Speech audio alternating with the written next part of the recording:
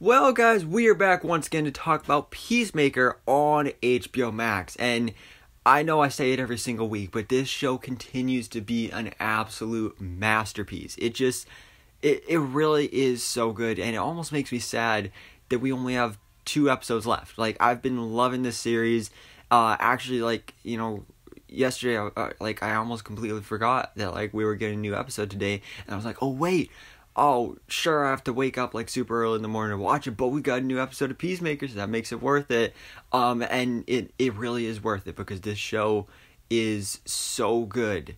I really have been loving it. And guys, before we get into this, of course, I do want to give a spoiler warning. If you've not seen it, you really need to go check it out. Peacemaker, episode 6 on HBO Max, titled Murn After Reading. So let's jump into this.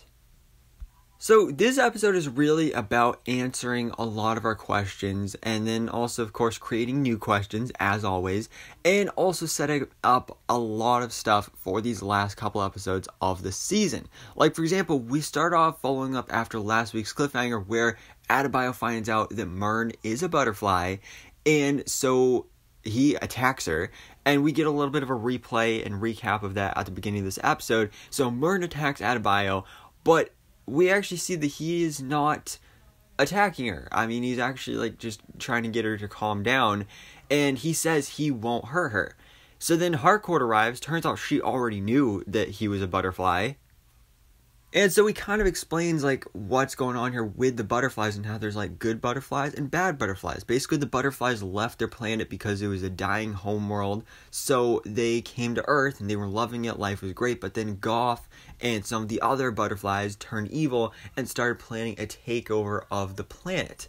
So all these butterflies started taking over higher ranking officials, which automatically reminded me of the Secret Invasion storyline from Marvel, which is something we know that is going to be actually adapted in a Disney Plus series for the Marvel Cinematic Universe.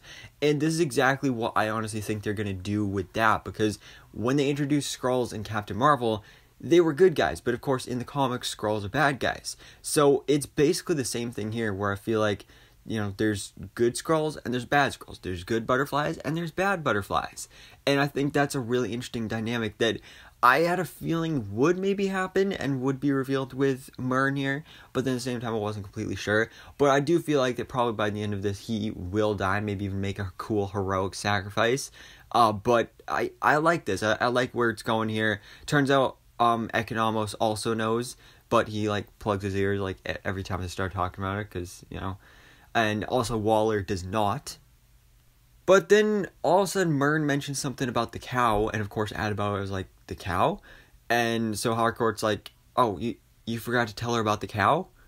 And then that's when we go to the opening credits, the amazing opening credits of this series. If you skip them, something is wrong with you. But then we follow up with Peacemaker, who is actually teaching a class about his most formidable foe, Kite Man. Yes, a very, very dangerous, evil supervillain right there. And then the kids ask him a bunch of questions. Oh, have you met the Flash? Have you met Wonder Woman? And, oh, yes, I do have a pet. His name's Eagly, and he's an eagle. And I love how even they think that's stupid. But then one of them asks if he has an origin story, and that's when he kind of starts getting flashbacks to his brother's death, and he says, not a traditional origin, or something along those lines. And then I love how it ends with one of the kids asking, are you my real dad? And honestly, might be. He might be her real dad. But the world may never know.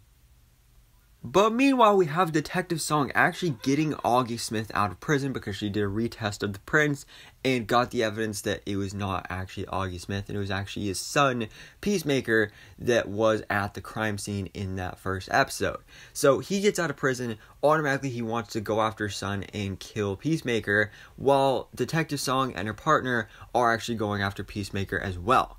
And Chris and Adrian are at Chris's trailer, and they interrogate the Goth butterfly, as suddenly the police roll up. So hopefully, luckily they're able to escape, but they climb up a tree. And so as the police are looking for them, Vigilante actually falls out of the tree, and the jar holding the butterfly, of course, gets smashed and broken. So that butterfly flies out into Detective Song. So then the police chief, Captain Locke, he actually ends up saving Peacemaker and Vigilante because, of course, we know he's an inside source that was working with Myrn. But now the police have found Peacemaker's diary as well, which, of course, was planted by Adebayo in last week's episode. So now they have even more motivation to go against him, especially now concerning that they think that that Peacemaker is the one that messed up Detective Song. But it's super creepy the way, like, she automatically gets up and she's like all fine. She's like, all right, we got to go after Peacemaker and all this stuff. Very zombified, but that's because now she is a butterfly. And towards the end of the episode, Song actually goes out in the middle of this like random field or forest. I don't know exactly where it is, but all of a sudden a bunch of spaceships come in. Those same ships that we saw Peacemaker holding in episode 2, I think it was. And they all land on the ground, open up, and there are just hundreds and hundreds of butterflies right there, all swarming around Detective Song, who is now actually their leader, because the butterfly that was originally in Goff is now in Detective Song, and that's the one that Myrn said was kind of the leader of these evil butterflies. And so now they're going to town. I mean, they actually attack the police department. Everyone there is taken over by the butterflies, including her partner and also Locke. So that's not good. We do actually find out a bit more about the cow and how that is actually the source of the nectar that these butterflies have been drinking. And I did a video on this, I think it was my second trailer breakdown, where I talked about the cow, and there were some things that some inside sources were saying about this being this giant alien cow in the series. And so that, I guess, has been proven correct now. But then we get, of course, some more setup here with Auggie Smith as the White Dragon, because he actually is hanging out with the KKK after this, and then he suits up as the White Dragon. So he says he wants to kill his son, and I wasn't sure if we'd actually see him in the suit. I thought maybe it would just be like for decoration and just like a cool reference and Easter egg, but no, he is actually wearing the suit. He's actually going to fight Peacemaker, and I am so excited to see that, because, you know, the suit looks ridiculous, but also actually kind of scary and cool at the same time, especially considering the guy that's wearing it. So I am really excited to see that. And then the episode ends with the police report on the news about talking about things that were in Peacemaker's diary that framed him to make him look like a complete psychopath, and like he believes in aliens, and like he killed all these people basically just for fun and all that stuff. So they say they need to find Peacemaker by any means necessary.